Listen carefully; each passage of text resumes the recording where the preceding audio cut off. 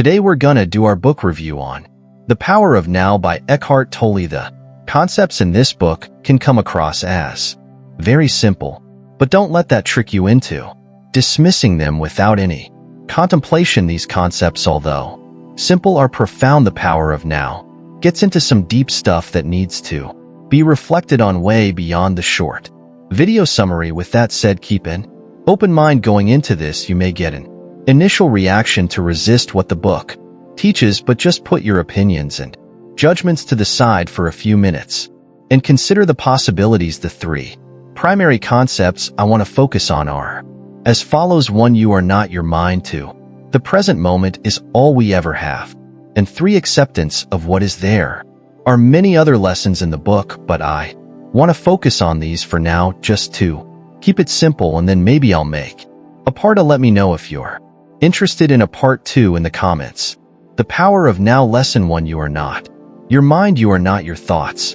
Quite a bold statement, I know. See, the problem of humanity is deeply rooted in the mind itself. The mind is an incredibly useful tool, but we have become identified with it. The tool, as they say, has taken over the master. We believe that the mind and its constant stream of thoughts is who we are, but we are much more than that. I'm sure by now you've noticed that your mind is constantly chatting away. The voice in your head speculates, complains, judges, compares, and so on. We habitually think and worry about the future, and if we're not doing that, then we're replaying the past events in our mind. Our thoughts, our mental dialogues, are compulsive. They have taken most of us over, and the insane thing is we don't even realize it.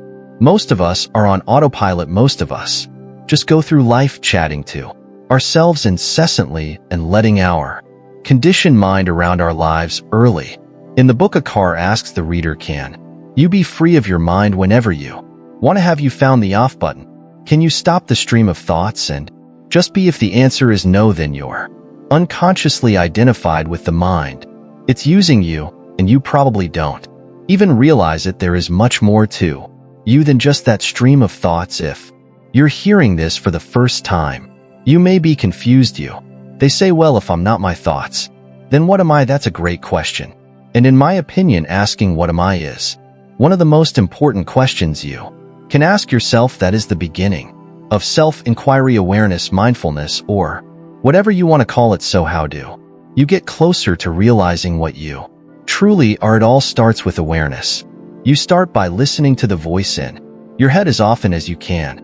Instead of being consumed or identified with your thoughts, you take a step back and just observe them. You try to create a sort of separation from yourself in your thoughts. It's super easy to get wrapped up in the stream of thoughts your mind is constantly coming up with, but just try your best to catch yourself in the stream of thought and just observe what's going on. Make a game of it, like you're pretending to watch something in a lab. Observe its reactions, actions, thoughts, and so on. After you've done this for a while, ask yourself if you notice any repetitive thought patterns. Be there as the witnessing presence of your thoughts and do so without judgment. Listen impartially throughout the day and take note of what your mind is doing. Once you start to get a glimpse that you are not the thinker, you're able to watch the thinker in your mind more objectively. When you observe your thoughts, you will see that there's a higher level of consciousness at play. Here you are that higher level of consciousness. Consider this: if you're observing your thoughts, can you be your thoughts? The answer is no. You're absolutely much more than thought. You are beyond thought. Over time, and as you become better at observing your thoughts, you'll feel a deeper presence behind the thought. When that happens, the thought loses its power over you because you have disidentified from the thought stream. You have disidentified from the mind. Now, if you keep this practice up for long enough, eventually you'll experience a gap between thoughts known as no mind. The gaps will be short at first, but they will get longer. The no mind gap is not some trance-like state. It's quite the opposite. You're more aware, awake, alert, and fully present in this state. Another way to get into the state of no mind is to focus your attention in the now. Become intensely conscious of the moment you're in. This draws your attention away from the mind and into the now. You are alert and aware, but you're not thinking. You can do this At any time throughout the day, if you're waiting in line or at a stoplight, become intensely aware of the moment you're in. Let go of thought and see things without the filter of your mind. Look at things without labeling or judging them. It's very challenging at first, but don't give up. Keep doing this and you'll eventually get a glimpse of no mind. This can be a very confusing concept if you've never heard it before.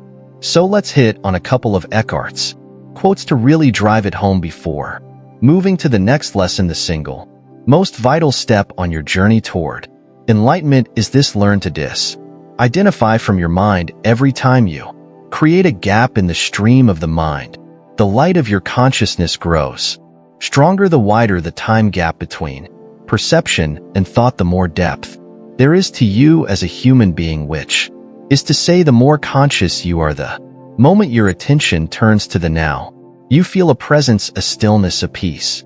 You no longer depend on the future for fulfillment and satisfaction. You don't look to it for salvation. One day you may catch yourself smiling at the voice in your head as you would smile at the antics of a child. This means that you no longer take the content of your mind all that seriously, as your sense of self does not depend on it.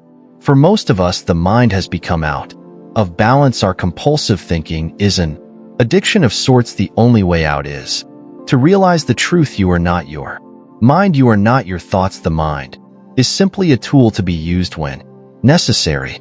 You can still pursue goals, but you will realize that there is nothing in the future that will save you or make you happy. You don't need something in the future, you're just happy being here now. That brings us to lesson 2. The present moment is all we will ever have. So live in the here and now. As mentioned earlier, minds like to be preoccupied thinking about the past or thinking about the future. We are very rarely in the present moment, so our goal here is to be more grounded in the present moment. Yes, thinking and planning for the future is necessary in today's world, but let's be honest, over 90% of our thinking is repetitive and useless, and it's often negative. Don't take my word for it. Listen to your mind for 10 minutes and see for yourself what it's saying. When I started doing this, I realized that my mind was just a rambling stream of random, mostly uses repetitive thoughts, like a tape that was on repeat. Now, if you're offended by this thinking, well, I'm not like that. Well, that's just your ego talking. Your ego is the one getting offended, as you are not your thoughts. You are not your ego either. Tolle tells us that the only thing that is ultimately real about your journey is the step you were taking at this moment. You may have an outer purpose and outer goals, but they should not take up so much of your attention that they become more important than the step you are taking now. Now is all there is. Remember, the mind is always trying to escape the now, since it has no power here. The mind needs the past and the future memory and anticipation to exist. It hides from the present. It wants to live in the past and create a story for itself, or it wants to look to the future towards some kind of fulfillment. As Tolle says, time and mind are inseparable. If you take away time by focusing on the now, the mind falls to the background. Observe how your mind habitually escapes to the past and the future. The moment you realize you're not present, you become present. When you observe it, you're not trapped in it anymore. Be what Eckhart refers to as the silent watcher. The more you were focused on time past and future, the more you missed the now. Another great point here is that you can always handle the present moment. You can always cope with the now. Problems arise when you get wrapped up in the what ifs and I should have. Usually everything is fine in the present moment, and you can handle whatever it is that comes your way as it happens. But when you get so wrapped up in the future and start worrying about tomorrow, a week from now, that's when stress arises, and that's exactly where worry and anxiety come from. Ask yourself, what is missing in this moment really? Contemplate that one. The answer is nothing.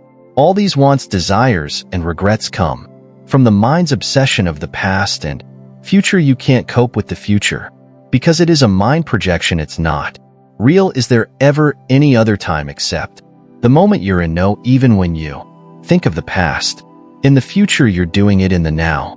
If the present moment is all we ever have, shouldn't we be fully present in The moment we're in, we should make that the focus of our daily lives. Sure, you can go back to the past or plan for the future when you need to, but your primary focus should be on the now, if not now, when. As Eckhart states, have you ever experienced, done, thought, or felt anything outside the now? Do you think you ever will? Is it possible for anything to happen or be outside then? Now the answer is obvious, is it not? Nothing ever happened in the past and nothing will ever happen in the future.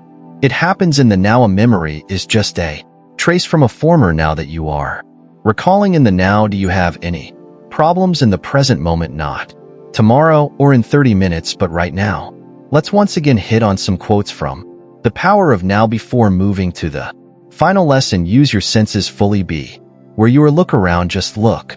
Don't interpret. See the light, shapes, colors, textures. Be aware of the silent presence of each thing. Be aware of the space that allows everything to be. If you set yourself a goal and work toward it, you are using clock time. You are aware of where you want to go, but you honor and give your fullest attention to the step that you're taking at this moment. Usually the future is a replica of the past. Superficial changes are possible, but real transformation is rare and depends upon whether you become present enough to dissolve the past by accessing the power of now. How does your mind operate? Are you always trying to get somewhere other than where you are? Are your actions a means to an end? Is fulfillment always just around the corner or confined to short-lived pleasures such as sex, food, drink, drugs, or thrills and excitement? Or you always focus on becoming, achieving, entertaining? Do you believe that if you acquire more things, you'll become more fulfilled, good enough, or psychologically complete? Only the present can free you from the past. And finally, the power of now. Lesson 3. Acceptance of what is. So while you're being grounded in the moment, you also want to be completely accepting of it. You don't want to allow any resistance to come in. You may think that the situation creates the suffering, but that's not so. Your resistance is accept the moment as it is now. When you resist, what is, you create pain for yourself between what is and what your expectations are. There is a gap, and that's where resistance lies. Again, the first step is awareness. Observe how your mind labels, judges, and creates resistance to what is. Over time, this will get easier to do, and you'll become somewhat objective of the mind's thoughts, and they won't have such a firm grip over you. You can then allow the present moment to be, work with it and not against it. Accept it as it is and then act. No one is saying that you have to accept a crappy situation and do nothing about it. Remember, it's still okay to say no to people or to walk away from situation, but now let it be a non-reactive no, not from reaction, but from inside. Accept the moment as it is, as if you had chosen it, and then do something about it if needed. Eckhart calls this surrendering to the now. Surrender is a letting go of mental, emotional resistance to what is. And I must stress this point, this does not mean giving up or being complacent. As Eckhart Tolle is stated, true surrender does not mean to passively put up with whatever situation you find yourself in and do nothing about it, nor does it mean to cease making plans or initiating positive action. Surrendering is yielding to rather than opposing the flow of life. The only place where you can experience the flow of life is the now. So to surrender is to accept the present moment unconditionally and without reservation. When you acknowledge that there is resistance, you're making resistance conscious. You're no longer coming from reaction and resistance. Once you acknowledge it, ask if there is anything you can do to change, improve, or remove yourself from the situation, and then take action on the one thing you can do in the now, not the other 100 things that you may or may not do in the future, but what you can do right now. Tolle also states the external conditions that were being resisted also tend to shift or dissolve quickly through surrender. It's a powerful transformation of situations and people. If conditions do not shift immediately, your acceptance of the now enables you to rise above them. Either way, you are free, and if you cannot surrender, take action immediately. Speak up or do something to bring about a change in the situation or remove yourself from it. Take responsibility for Your life, Eckhart states, surrender does not transform what is. At least not directly. Surrender transforms you when you're transformed. Your whole world is transformed because the world is only a reflection. Life is like a mirror. If you saw something in the mirror you didn't like, would you attack it? Of course not, because you would be attacking yourself. Become friendly with it, and it becomes friendly towards you. There are no problems, only situations to be dealt with now, or to be left alone and accepted as part of the isness of the present moment until they change or can be dealt with. So see if you can catch yourself complaining, either through speech or thought. When you're complaining, you are not accepting what is. You make yourself into a victim. Let's hit on some final quotes from the book before summarizing and wrapping this up. It is not the overall situation that you need to accept when you surrender, but just a tiny segment called now. Inner resistance cuts you off from other people, from yourself, from the world around you. It strengthens the feeling of separateness on which the ego depends on for its survival. Surrender will move you closer to people. Through surrender, you'll accept what is, and that means accepting people as they are. You won't judge, criticize, reject, label, or attempt to change people. When you accept resentment, moodiness, anger, and so on, you're no longer forced to act them out blindly, and you're less likely to project them onto others. If you get the inside right, the outside will fall into place. Primary reality is within secondary reality without. If there's truly nothing you can do to change your here and now, and you can't remove yourself the situation, then accept your here and now totally by dropping all inner resistance. The false, unhappy self that loves feeling miserable, resentful, or sorry for itself can no longer survive. This is called surrender. Surrender is not weakness. That's my quick breakdown of The Power of Now by Eckhart Tolle. Let's summarize quickly. 1. You are not your thoughts. Observe your thoughts to see them for what they truly are. To the present moment is all we ever have, so be more grounded in it. And 3. Surrender to the now and accept what is. Why fight what is already in existence? Instead, whatever it is, allow it to be and surrender to it. These 3 lessons get deeper and deeper the longer you practice them. So if this piqued your interest, spend some time on them and go pick up a copy of this book. It's an absolute masterpiece. I'm really just barely scratching the surface with this video. Anyways, I hope you enjoyed it. If you did, please like and subscribe, and let me know in the comments if you'd be interested in a part 2. Thanks, and I'll see you next time.